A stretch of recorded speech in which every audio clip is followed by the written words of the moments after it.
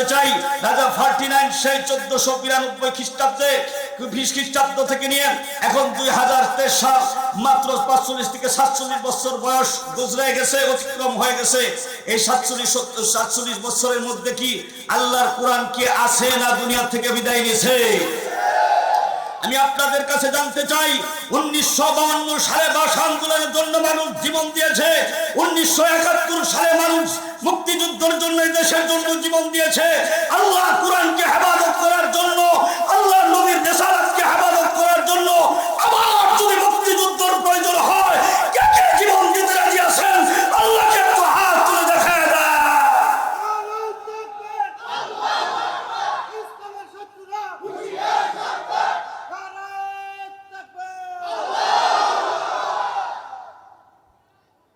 আলহামদুলিল্লাহ বলেন। আমার ভাইরা, আমার বন্ধুরা, আমার লিকুল্লি নবিয়্যিন আলামু ফাদিলা ওয়া জুমলাতুহা মাজমুআতুন লিমুহাম্মদ সাল্লাল্লাহু আলাইহি ওয়াসাল্লাম। প্রত্যেকটা নবী রাসূলকে আল্লাহ সুবহানাহু ওয়া তাআলা দুনিয়াতে মুজিজা দান করেছেন, ঠিক কিনা জোরে কর। এই যে রজব মাস, আল্লাহ রাসূল রজবের 27 রজনী তিনি 7 আসমান ভেদ করে আরশে মুআল্লায় আল্লাহ সুবহানাহু ওয়া তাআলার সাথে সাক্ষাৎ করলেন, দিদার করলেন। এটা অন্য কোন নবীকে আল্লাহ সুবহানাহু ওয়া তাআলা দেন নাই। আল্লাহ রাসূল সাল্লাল্লাহু আলাইহি ওয়াসাল্লাম তিনি একাই এই মর্যাদা লাভ করেছেন। আলহামদুলিল্লাহ বলেন। আমার ভাইরা, এটাও একটা রাসূলের মুজিজা, ঠিক কিনা জোরে কর। দুনিয়াতে যত নবী রাসূলগণ দুনিয়াতে এসেছেন, সমস্ত নবী রাসূলগণকে আল্লাহ সুবহানাহু ওয়া তাআলা মুজিজা দান করেছেন। হযরত দাউদ আলাইহিস সালামের মুজিজা ছিল, দাউদ আলাইহিস সালাম যদি কোনো লোহাকে এইভাবে চাপ দিতেন, লোহা মোমের মতো গলতে থাকত। এমনকি শুধু তাই নয়, হযরত দাউদ আলাইহিস সালাম যখন জাবুর কিতাব তিনি তেলাওয়াত করতেন, এত সরুর কণ্ঠ ছিল যে আসমানের পাখি পর্যন্ত উড়া বন্ধ করে দিত। বনের হিংস্র প্রাণীগুলো সকলেই একত্রিত হয়ে তারপরে দাউদ আলাইহিস সালামের তেলাওয়াত শুনতো, সমুদ্রের মাঝ পর্যন্ত তারা কিনারে এসে গেত। আপনারা ইতিহাস জানেন, ঠিক কিনা। হযরত ঈসা আলাইহিস সালামকে আল্লাহ মুজিজা দিয়েছিলেন যে হযরত ঈসা আলাইহিস সালাম জন্ম অন্ধ লোকের যদি গায়ে হাত বুলিয়ে দিত, সঙ্গে সঙ্গে জন্ম অন্ধ লোকের আমার বন্ধুগণ দৃষ্টিশক্তি আল্লাহ ফিরিয়ে দিতেন। হযরত মুসা আলাইহিস সালামকেও আল্লাহ মুজিজা দান করেছিলেন, 9টা মুজিজা। কয়টা মুজিজা? প্রত্যেকটা নবীকে যত মুজিজা দান করেছেন, সমস্ত মুজিজার সমষ্টি আল্লাহ সুবহানাহু ওয়া তাআলা বিশ্ব নবী মুহাম্মদ রাসূলুল্লাহ সাল্লাল্লাহু আলাইহি ওয়াসাল্লামকে একা দান করেছেন। জোরে বলেন সুবহানাল্লাহ। তার মধ্যে সবচেয়ে বড় মুজিজার নাম হলো কুরআনুল কারীম। জোরে বলেন কি? কুরআনুল কারীম। আমার ভাইরা, আমাদের সমাজের মধ্যে কত গান সুপারহিট হয়, ভাইরাল হয়, ব্যান্ড হয়। ব্যান্ডের কত গানগুলো এরকম ভাবে মনে করেন সুপারহিট হচ্ছে, তারপরে ভাইরাল হচ্ছে। এরকম অনেক গান জানা আছে আপনাদের? অনেক গান কিন্তু মনে করেন ভাইরাল হয়, এক সময় খুব মার্কেটে চলে, আবার এক সময় এই গানগুলোর একেবারে যৌবনকাল থেকে বৃদ্ধকাল, তারপরে এই গানগুলো একেবারে মরে যায়।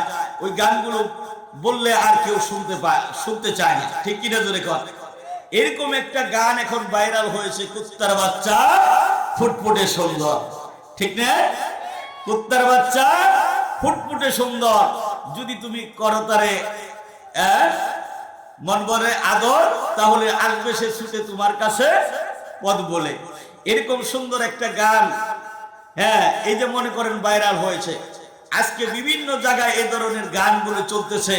এখন এটার যৌবনকাল, আবার একটা সময় আসবে এটার যৌবনকাল আর খুঁজে পাওয়া যাবে না, এটা একেবারে বৃদ্ধকাল, তারপরে মরে যাবে, ঠিক কিনা জোরে কর। কিছু কিছু গান আছে, যেমন রুব্বানে নাসে কোমর দোলাইয়া, আছে না নাই? এই গানগুলো মানুষ খুব শুনছে, মুরব্বীরা পর্যন্ত শুনছে, কিন্তু এই গানের এখন কোনো আর যৌবনকাল নাই, আছে না? কি জোরে বলেন? নাই। কিন্তু আমার ভাইরা, কোরআন এমন একটা গ্রন্থ আল্লাহ সুবহানাহু ওয়া তাআলা দিয়েছেন।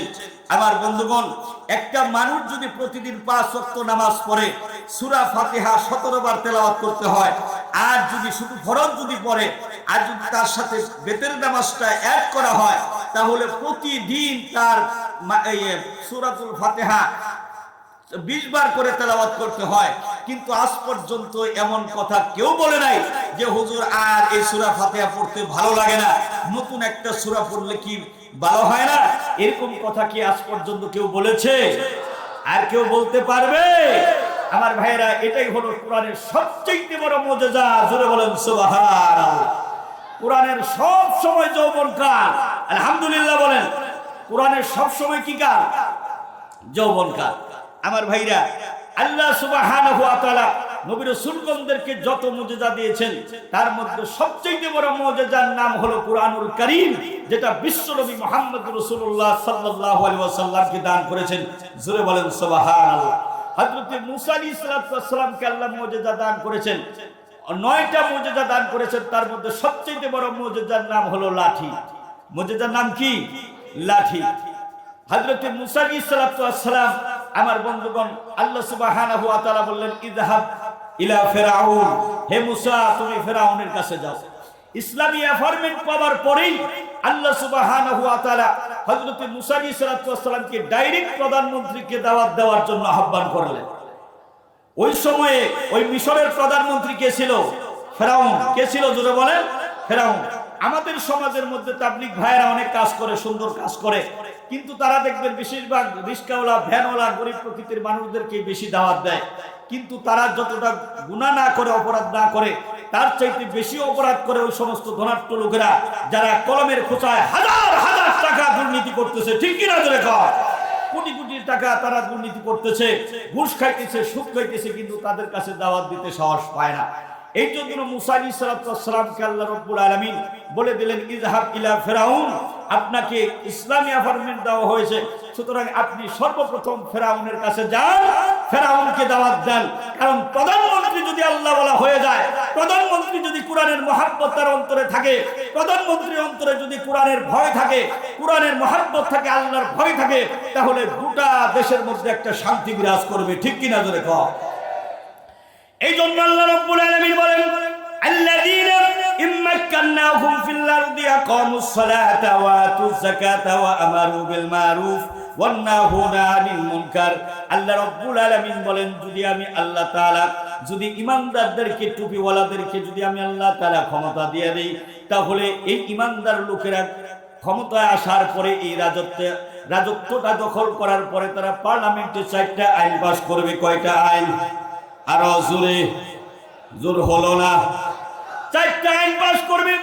1 নম্বর আইন হলো আকামুস সালাত, তারা নামাজ কায়েম করবে। রাষ্ট্রীয়ভাবে যতদিন পর্যন্ত নামাজের বিধান চালু না হবে ততদিন পর্যন্ত মানুষ মসজিদের মধ্যে পড়বে না। ঠিক কিনা জোরে কোন? আজকে সৌদি আরব দেখেন, আজান দেওয়ার সঙ্গে সঙ্গে সমস্ত মানুষগুলো দোকানপাট বন্ধ করে তারপরে মসজিদের দিকে দৌড়ায়। ঠিক কিনা জোরে কোন? আমার ভাইরা, আমার বন্ধুরা, আমার আজকে যদি বাংলাদেশের ভিতরে এরকম আইন থাকতো যে আযান দেওয়ার সঙ্গে সঙ্গে তাহলে দোকানপাট যদি বন্ধ না করা হয় তাহলে 3 মাসের জেল দেওয়া হবে, 3 মাসের জেল দেওয়া হবে, তাহলে সঙ্গে সঙ্গে মানুষ দোকান থেকে মসজিদের দিকে দৌড়াইতো। ঠিক কিনা জোরে কর? আমাদের দেশে যে জেলখানা আছে, এই জেলখানা কেন দেওয়া হয়? জেলখানা যাতে করে একটা অপরাধী যাতে করে জেলে যায় সংশোধন হয়ে তারপরে তার জীবনটাকে আবার স্বাভাবিকভাবে পরিচালনা করতে পারে, এই জন্য জেলখানার ভিতরে দেওয়া হয়। ঠিক কিনা জোরে কর? কিন্তু আমাদের দেশের যে জেলখানার যে অবস্থা, চুর গেলে ডাকাত হয়ে বের হয়। ঠিক কিনা জোরে কর? এমন একটা ঘটনা আপনাদেরকে শোনাইতে চাই। একজন চোর ছাগল চুরি করতো। কি চুরি করতো? জোরে বলেন।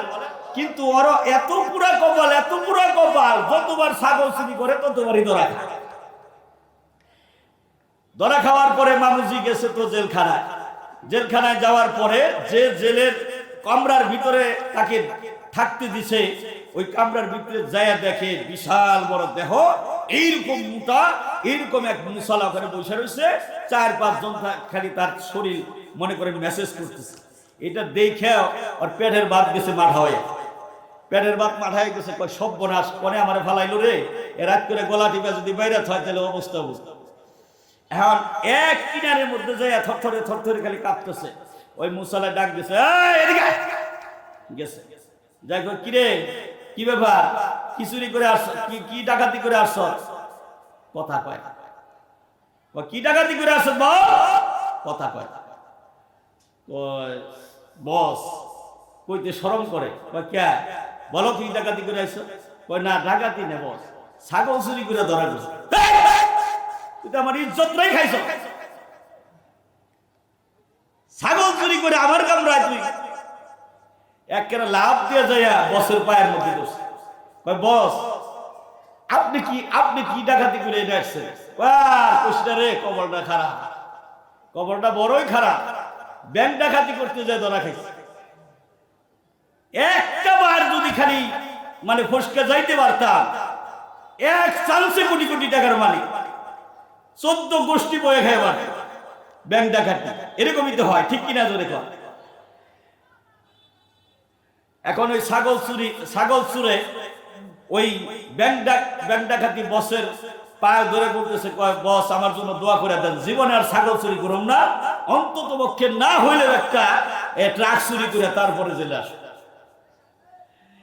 তাহলে আমাদের দেশের যে পরিস্থিতি, চোর যদি জেলে যায় তাহলে সেগুলো ডাকাত হয়ে বের হয়, ঠিক কিনা জোরে কর। আর এই সমস্ত চোরগুলো ডাকাতগুলো যখন জেলখানায় যায়, সেখানে যদি নামাজের বিধান করে রাখা হইতো, সেখানে যদি সকাল বিকাল তাদেরকে কোরআন শিক্ষা দেওয়া হইতো, সকাল বিকাল তাদেরকে যদি হাদিসের তালিম দেওয়া হতো, তাদেরকে যদি কোরআনের দর্শ দেওয়া হইতো, খোদার কসম করে বলি চোর হয়ে ঢুকার পরে আল্লাহর ওয়ালি হয়ে তারপরে জেল থেকে বের হইতো, ঠিক কিনা জোরে কর। এই জন্য আল্লাহ সুবহানাহু ওয়া তাআলা বলতেছেন, আল্লাযিনা ইম্মাক্কান্নাহুম ফিল আরদি আকামুস সালাতা ওয়া আতুজ যাকাত, যে আমি যদি টুপিওয়ালাদেরকে যদি ক্ষমতা দিয়ে দেই, তাহলে এই টুপিওয়ালারা ক্ষমতায় আসার পরে সর্বপ্রথম তারা পার্লামেন্টে 4টা আইন পাস করবে। 1 নাম্বার আইন হলো আকামুস সালাতা, তারা নামাজ কায়েম করবে। কি করবে জোরে বলেন? নামাজ কায়েম করবে। রাষ্ট্রীয়ভাবে নামাজ এটা পাস হয়ে যাক, পার্লামেন্টে নামাজ 5 ওয়াক্ত নামাজ যাতে করে সবাই পড়তে পারি, পার্লামেন্ট থেকে এই হুকুম আসুক, এই হুকুমটা জারি হোক, এটা আমাদের সংবিধানে লেখা হোক। এটা আমরা চাই কি চাই না? কে কে চাই? আল্লাহকে একটু হাত তুলে দেখাই, লিল্লাহি তাকবীর। আমার ভাইরা, আমার বন্ধুরা, আমার তো বলতেছিলাম, মুসা আলাইহিস সালামকে আল্লাহ সুবহানাহু ওয়া তাআলা ফেরাউনের কাছে পাঠাইলেন। সর্বপ্রথম টার্গেট হলো প্রধানমন্ত্রী, কারণ প্রধানমন্ত্রী যদি আল্লাহ ওয়ালা হয়ে যায়, জনগণ এমনি আল্লাহ ওয়ালা হয়ে যাবে, ঠিক কিনা জোরে কর। আজকে আমাদের দেশে মনে করেন, এই যে মনে করেন যারা আজকে ক্ষমতায় বসে আছে, মেম্বার চেয়ারম্যান, তারা আজকে দেখেন রাস্তাঘাটের ইট বালুগুলো মনে করেন এদিক সেদিক করে ফেলায় দেয়। কেন? আজকে তারা যদি আল্লাহওয়ালা হইতো, আমার বন্ধুগণ জনসাধারণ সবাই মনে করেন একই কাতারে নামাজ পড়তো, সকাল সন্ধ্যা তারা আল্লাহর জিকির করতো, ঠিক কিনা? আমার ভাইরা, আমার বন্ধুরা, আমার তো বলতেছিলাম, মুসা আলাইহিস সালামকে আল্লাহ 9টা মুজিজা দিয়েছেন, তার মধ্যে একটা হলো লাঠি। ফেরাউনের কাছে দাওয়াত দেওয়ার সঙ্গে সঙ্গে ফেরাউন বলতেছে, আনতা সাহির, তুমি হলা জাদুঘর। তুমি কি জোরে বলেন? তুমি হলা জাদুঘর, তোমার সাথে আমার জাদুবিদ্যা, তোমার সাথে প্রতিযোগিতা হবে।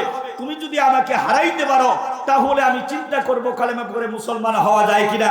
আর যদি তুমি আমাকে হারাইতে না পারো, তাহলে তোমার এই কালেমার দাওয়াত তোমার বন্ধ করে দিতে হবে। মুসা আলাইহিস সালাম তো জাদুঘর ছিলেন না, তিনি তো আল্লাহর পয়গম্বর, ঠিক কিনা জোরে কর।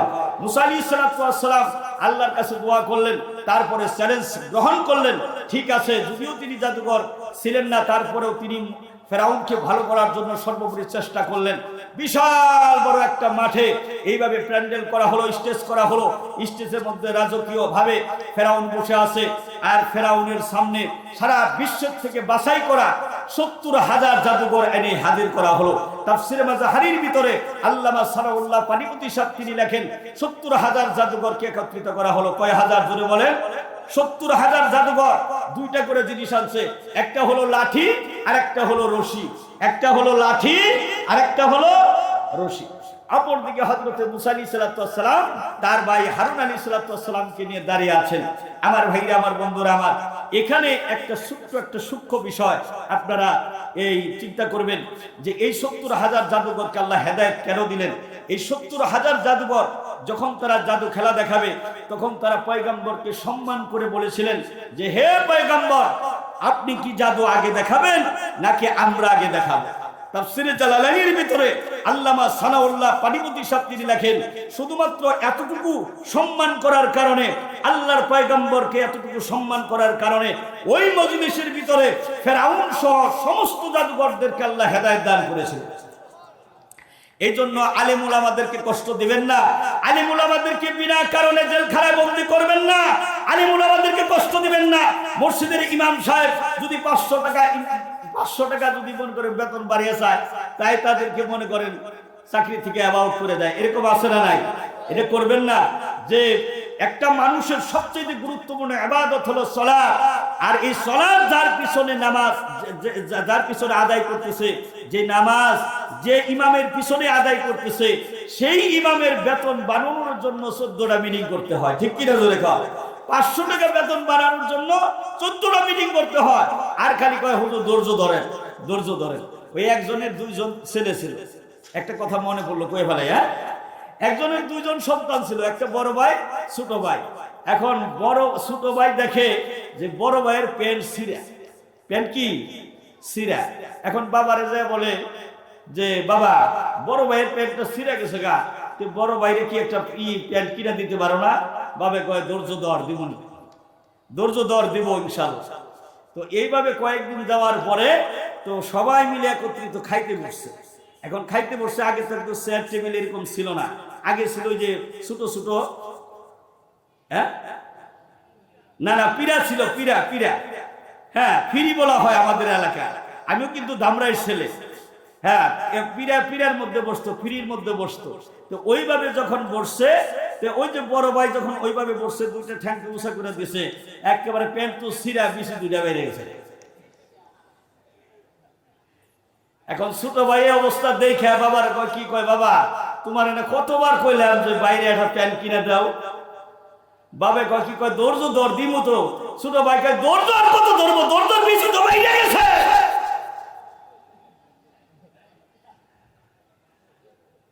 হুজুররা ধৈর্য আর কত ধরবো? ঠিক কিনা জোরে কয়? রাগ হয়েছেন আপনারা? আমার ভাইরা, আমার বন্ধুরা, আমার মুসা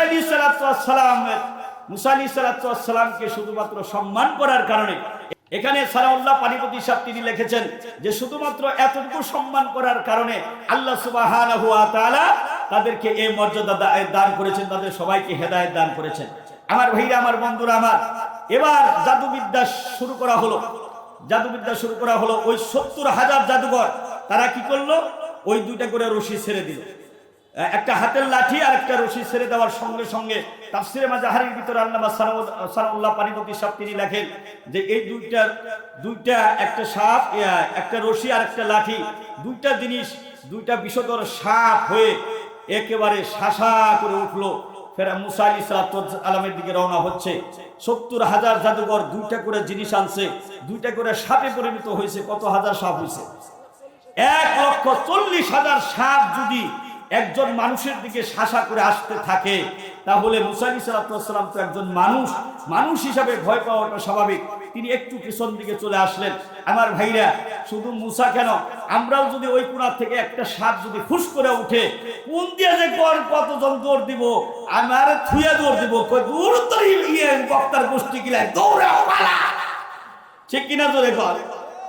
তো মুসা আলাইহিস সালামের দিকে যখন এইভাবে শাসা করে সাপগুলো আসতেছে, মুসা আলাইহিস সালাম একটু পিছনের দিকে চলে আসতেছেন।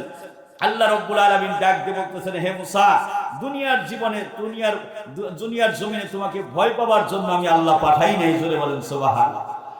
আল্লাহ রাব্বুল আলামিন ডাক দিয়ে বলতেছেন, মুসা, দুনিয়ার জীবনে কোন বাতিলের সামনে মাথা নত করার জন্য আমি আল্লাহ সুবহানাহু ওয়া তাআলা আপনাকে দুনিয়ার জমিনে পাঠাই নাই। আপনি হাতের লাঠিটা একটু ছেড়ে দেখেন আমি আল্লাহর কুদরতি খেলা কিভাবে শুরু হয়ে যায়। হাতের লাঠি ছেড়ে দিছে, ছেড়ে দেওয়ার সঙ্গে সঙ্গে তাফসিরে মাজাহারির ভিতরে আল্লামা সানাউল্লাহ পানিপতি সাহেব লেখেন, এই লাঠিটা 1 মাইল দৈর্ঘ্য, 1 মাইল প্রস্থ, বিষধর একটা সাপে পরিণত হয়ে গেছে। আল্লাহু আকবার। 1 মাইল দৈর্ঘ্য, 1 মাইল প্রস্থ, বিষধর একটা সাপে পরিণত হয়ে গেছে। সাপটা যখন এইভাবে হা করছে, হা করার সঙ্গে সঙ্গে তাফসিরে মাজাহারির ভিতরে আল্লামা সানাউল্লাহ পানিপতি সাহেব তিনি লেখেন, 1,40,000 সাপ এক লোকমাতে, এক নিঃশ্বাসে মুসা আলাইহিস সালামের লাঠির ভিতরে হান্দা হয়ে গেছে। জোরে বলেন সুবহানাল্লাহ। এরপরে এক লোকমা গিলার পরে দ্বিতীয় একটা হা করছে ফেরাউনের স্টেজের দিকে। তাফসিরে মাজাহারির ভিতরে আল্লামা সানাউল্লাহ পানিপতি সাহেব লিখেন, ফেরাউনের শরীরে এত কষা ছিল, 40 দিন পর পর একদিন পায়খানা করতো। কয়দিন পর পর জোরে বলেন? 40 দিন পর পর একবার পায়খানা করতো। আমার ভাইরা, আমার বন্ধুরা আমার, 40 দিন পর পর যখন একবার পায়খানা করতো, এরকম তার শরীরটা কষা ছিল। আমার ভাইরা, তাফসীরে মাজাহির ভিতর আল্লামা সানাউল্লাহ পানিপতি সাহেব তিনি লেখেন যে মুসা আলাইহিস সালামের সাপ দ্বিতীয়বার যখন ফেরাউনের স্টেজের দিকে হা করছে, ফেরাউনকে তাক করিয়া, ফেরাউন যে বাড়ির দিকে এমন দৌড় দিছে, এক দৌড়ে 40 বার পায়খানা করছে। কয়বার পায়খানা করছে? সেই আল্লাহ এখনো আছে না নাই? জোরে বলেন, সেই আল্লাহ এখনো আছে না নাই? অতীতে যেরকম ভাবে স্বৈরাচারী বাদশার পতন হয়েছে, বর্তমান ভবিষ্যতে যত স্বৈরাচারী বাদশা আসবে, সমস্ত স্বৈরাচারী বাদশা এমনি ভাবে পতন হবে। ঠিক কিনা জোরে কও?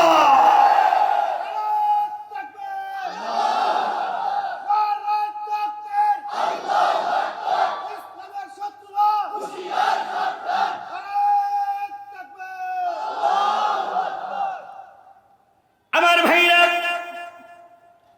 এই জন্য এই কোরআন যখন বিশ্ব নবীর উপরে নাজিল হয়, আরবের সমস্ত দার্শনিকেরা, সমস্ত বুদ্ধিজীবীরা, সমস্ত পণ্ডিতেরা এসে বলতে লাগলো, হে আব্দুল্লাহর গোলাম মুহাম্মদ, এই কোরআন ইচ্ছা করলে আমরা বানাইতে পারবো। আল্লাহর পয়গম্বর বললেন, তোমরা যদি পারো তাহলে আল্লাহর কোরআনের মতো একটা কোরআন বানায় দেখাও। আল্লাহ রাব্বুল আলামিন বললেন, হে নবী, আপনি তাদের সাথে চ্যালেঞ্জ করে দেন, ওয়াইন কুনতুম ফি রাইবিন মিম্মা নাযালনা আলা আবদিনা ফাতু বিসূরাতিন মিন মিসলি ওয়াদউ শুহাদাকুম মিন দুনিল্লাহি ইন কুনতুম সাদিকিন।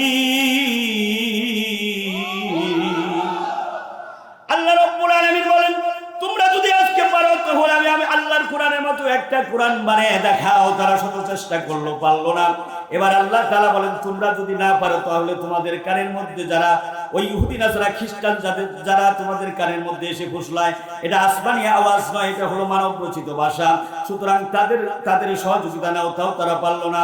এবার আল্লাহ রাব্বুল আলামিন বললেন, ফাইলাম তাফালু ওয়া লাম তাফালু, আজকে যেহেতু তোমরা পারলে না, কোশ্চিনকালেও আমি আল্লাহর কোরআনের মতো কোরআন তোমরা বানাইতে পারবে না। এবার ভাই, আমার বন্ধুরা আমার, শুধু তাই নয়, এবার আল্লাহ রাব্বুল আলামিন বলে দিলেন, হে রাসূল, আপনি তাদেরকে বলে দেন গোটা কোরআন বানাইতে হবে না। সূরা কাউসারের প্রথম আয়াতটা দিয়ে দেওয়ার পরে আল্লাহর পয়গম্বর বললেন, যদি তোমরা পারো এই আয়াতের পরে কি হবে তোমরা বানিয়ে দেখাও। ইন্না আতাইনাকাল কাউসার, এই আয়াতের পরে কি হবে তোমরা বানিয়ে দেখাও। সেদিন আরবের সমস্ত দার্শনিকের, সমস্ত বুদ্ধিজীবীরা, সমস্ত জ্ঞানী গুণীরা ঘন্টার পর ঘন্টা, দিনের পর দিন, সপ্তাহের পর সপ্তাহ, মাসের পর মাস তারা চেষ্টা করেছে। তারপরেও আল্লাহর কোরআনের এই ছোট্ট আয়াতের পরে কি হবে তারা বানাইতে পারে নাই। শেষ পর্যন্ত তারা বানিয়ে নিয়ে এসেছে, ইন্না আতাইনাকাল কাউসার লাইসা হাযা কালামুল বাশার বাল কালামু রাব্বিল বাশার।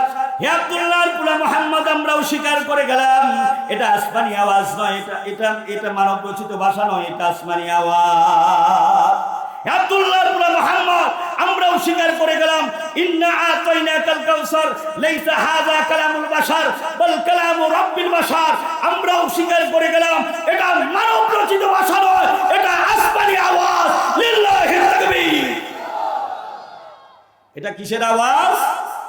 আসমানি। আমার ভাইরা, আমার বন্ধুরা আমার, সর্বশেষ একটা কথা বলতে চাই, সেটা হলো কি জানেন, যে আজকে যুবকেরা শুধু বিভিন্ন খেলার পিছনে, আজকে যুবকেরা বিভিন্ন ধরনের নায়ক নায়িকাদের পিছনে, আজকে যুবকেরা বিভিন্ন ধরনের খেলোয়াড়, তারপরে বিভিন্ন ধরনের গায়ক গায়িকাদের পিছনে সময়টাকে নষ্ট করতেছে। ও যুবক, হাতে হাতে পায়ে হাত ধরে বলতেছি, তুমি যার জন্য তোমার সময়টাকে নষ্ট করতেছো, ঘন্টার পর ঘন্টা ফেসবুকে আর তারপরে মনে করে ইউটিউবের ভিতরে, খোদার কসম করে বলি, তোমার জন্য সময় দেওয়ার তাদের কাছে 1 মিনিটও সময় নাই। ঠিক কিনা জোরে কও? আজকে এই যুবকেরা, মুসলিম যুবকেরা আজকে অলস হয়ে যাওয়ার কারণে, আজকে তারা কোরআন থেকে দূরে সরে যাওয়ার কারণে সারাটি পৃথিবীর মধ্যে আজকে মুসলমান নির্যাতিত, নিপীড়িত। সারাটি পৃথিবীর মধ্যে আজকে মুসলমান মার খাচ্ছে। আমার ভাইরা, আমার বন্ধুরা আমার, সারাটি পৃথিবীর মধ্যে আজকে আমাদের মা বোনদেরকে ধর্ষণ করা হচ্ছে। আজকে সারা পৃথিবীর মধ্যে মুসলমান পদদলিত। ওই আমেরিকার মতো ছোট্ট একটা রাষ্ট্র আজকে সারা পৃথিবীর মধ্যে এতগুলো মুসলমান, তাদেরকে আঙ্গুল ইশারা করে কথা বলতেছে, তাদেরকে আজকে সারা পৃথিবীর মুসলমানদেরকে তারা ঘুরাইতে ফিরাইতেছে। অথচ মুসলমান আর মুসলমান ইতিহাস খুলে দেখেন, নাস্তিক মুরতাদ আগেও ছিল, মুশরিক বেঈমান আগেও ছিল, কিন্তু সেই মুষ্টিময় সাহাবীদেরকে দেখে সারা পৃথিবীর সমস্ত শক্তিধর রাষ্ট্রগুলো থরথর করে কেঁপে উঠেছে। ঠিক কিনা জোরে কর। এই জন্য আমি তোমাদেরকে আবার বলতে চাই, ও যুবকেরা, আবার তোমাদের গর্জে উঠতে হবে তারেক বিন জিয়াদের মতো, আবার তোমাদের ভূমিকা রাখতে হবে খালিদ বিন ওয়ালিদের মতো। খোদার কসম করে বলি,